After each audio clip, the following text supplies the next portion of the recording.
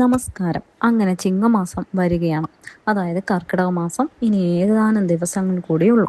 ഇനി എന്നിട്ട് പുതിയൊരു വർഷമായിട്ടുള്ള ചിങ്ങമാസം തുടങ്ങുകയാണ്. ചിങ്ങം എന്ന് പറയുന്നത് സമ്പൽ സമൃദ്ധിയുടെ വർഷമാണ്. ആ സമ്പൽ സമൃദ്ധി നമ്മുടെ ജീവിതത്തിലേക്ക് വരണമെങ്കിൽ നാം താമസിക്കുന്ന വീട് വളരെയധികം കാര്യങ്ങളിലൂടെ കടന്നു പോകേണ്ടതായിട്ടുണ്ട്.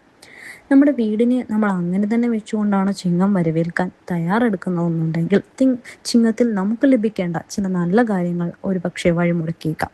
അതുകൊണ്ട് തന്നെ നമ്മുടെ വീടിനെ ചിങ്ങത്തെ വരവേൽക്കാൻ വേണ്ടി ഒരുക്കുന്നത് അത്യാവശ്യമായിട്ടുള്ള കാര്യമാണ്. എല്ലാ മാസത്തിൻ്റെയും തലേ ദിവസം നമ്മൾ ചെയ്യുന്ന ഒരു കാര്യമാണ് വീട് വൃത്തിയാക്കുക എന്നുള്ളത്. ചിങ്ങമാസത്തിന് ആ ഒരു കാര്യത്തിന് വളരെയധികം പ്രാധാന്യമുണ്ട്. വീട്ടിലെ എല്ലാവരും ചേർന്ന് വേണം ഈ ഒരു പ്രവൃത്തി ചെയ്യുവാൻ വേണ്ടിയിട്ട്. വീട് വൃത്തിയാക്കുന്ന സമയത്ത് എന്തെല്ലാം കാര്യങ്ങളാണോ നിങ്ങൾക്ക് വേണ്ടാത്തത് അവയെല്ലാം ഉപേക്ഷിച്ചിട്ട് വേണ്ട കാര്യങ്ങൾ മാത്രമേ വീട്ടിൽ വെക്കാൻ പാടുള്ളൂ.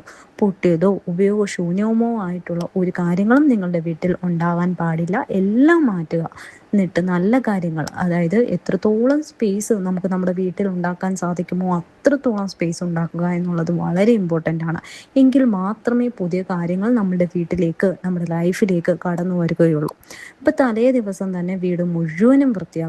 മുക്കും മൂലയും എല്ലാം തന്നെ, എല്ലാ മാറാലകളും മാറ്റി, ഫാനെല്ലാം തുടച്ച്, പാത്രങ്ങളെല്ലാം പൊടി പിടിച്ചിരിക്കുന്ന കുറേ പാത്രങ്ങൾ കാണില്ല, അവയെല്ലാം തുടച്ച് വെയിലത്ത് വെച്ച് ഉണക്കി, അതായത് 2 ദിവസം മുമ്പ് തന്നെ നമ്മൾ ഇതെല്ലാം ചെയ്തു തുടങ്ങണം. എങ്കിൽ മാത്രമേ നമുക്ക് അത്രയും പെട്ടെന്ന് റഷാവാതെ എല്ലാ കാര്യങ്ങളും ചെയ്ത് തീർക്കാൻ പറ്റും. അപ്പം എല്ലാ മുറികളും വൃത്തിയാക്കി, എല്ലാ ബെഡ്ഷീറ്റുകളും മാറ്റി വിരിച്ച്, പുതിയ ബെഡ്ഷീറ്റ് വിരിക്കണമെന്നൊന്നുമില്ല, നല്ല വൃത്തിയുള്ള ബെഡ്ഷീറ്റുകൾ വിരിച്ച് നമ്മുടെ ഉമ്മറപ്പടി നല്ല വൃത്തിയായിട്ട് തുടച്ച്, അവിടുത്തെ ചവിട്ടുമത്തകളൊക്കെ ഉണ്ടെങ്കിൽ അവയെല്ലാം കഴുകി ഉണക്കി വൃത്തിയാക്കി ഉപയോഗിക്കുക.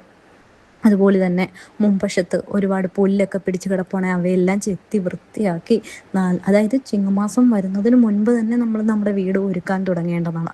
ഇത് ഒരാൾക്ക് ഒറ്റയ്ക്ക് ചെയ്യാൻ പറ്റുന്ന കാര്യമില്ല. വീട്ടിലെല്ലാവരെയും ഈ ഒരു കാര്യത്തിന് വേണ്ടിയിട്ട് നിങ്ങൾ എല്ലാവരുടെയും സഹായം തേടേണ്ടതാണ്. അതായത് വീട്ടിൽ എത്ര അംഗങ്ങളുണ്ടോ അത്രയും അംഗങ്ങൾ ചെറിയ രീതിയിലെങ്കിലും ഈ ഒരു പ്രവൃത്തിയിൽ കോൺട്രിബ്യൂട്ട് ചെയ്തിരിക്കണം. കുഞ്ഞുങ്ങളുണ്ടെങ്കിൽ പ്രത്യേകിച്ച് അവരെ കൊണ്ട് തീർച്ചയായിട്ടും ഇതിലെ ഒരു പങ്കാളിത്തം അവരുടെ ഉറപ്പാക്കണം.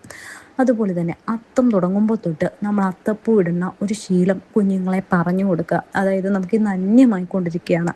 നമ്മൾ ഒന്നില്ലെങ്കിൽ എന്താണ്, തിരുവോണത്തിന് ഒരു വലിയ അത്തപ്പൂടും, അല്ലെന്നുണ്ടെങ്കിൽ ഉത്രാടത്തിൻ്റെ രാത്രിയിലിടും. അതെല്ലാം മാറ്റിയിട്ട് അത്തം മുതൽ 1-ാം ദിവസം മുതൽ അത്തപ്പൂ ഇടുന്ന ഒരു കാര്യം നമ്മൾ നമ്മുടെ കുഞ്ഞുങ്ങളുണ്ടെങ്കിൽ അവർക്ക് വേണ്ടിയിട്ട് അത് ചെയ്ത് ആ ഒരു അറിവ് അവർക്ക് പറഞ്ഞു കൊടുക്കേണ്ടത് അത്യാവശ്യമാണ്. അതുപോലെ തന്നെ ഊഞ്ഞാലിട്ട് കൊടുക്കണം, കുഞ്ഞുങ്ങൾ അതിലിരുന്ന് ആടട്ടെ.